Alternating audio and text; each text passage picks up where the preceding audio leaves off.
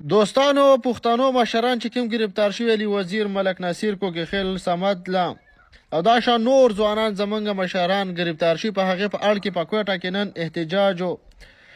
د محسن داول د پارټۍ او دا شان نور پښتانه راټول شوي په هغې کې غلامه ریاست د طرف نه په هغو کرک ډاون او د هغې نه بعد بیا ګرفتاري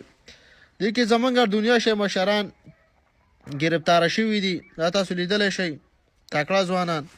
خو را یوه خبر ته کوم دا کم پولیس چې دا کسان ورته مخې ته ولاړلي سبا له چې به دې واټیکو شي زموږ دا پښتانه بیا له دوی سره ولاړې او غمرازي ورسره کوي او جاړې او فریاد ورسره کوي خو اصلي کې خبره دا ده چې په چا په وینه کې ګډوډوالی میکس شوی نو هغه هېڅکله د خپل قام او د خپل کور خلکو سره وفا نشي کولی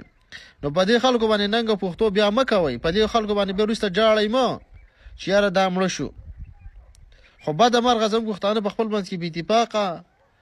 او په خپل کورونو کې لانجې کونجې دی یو بل ته نران دشمن ته بېغیرته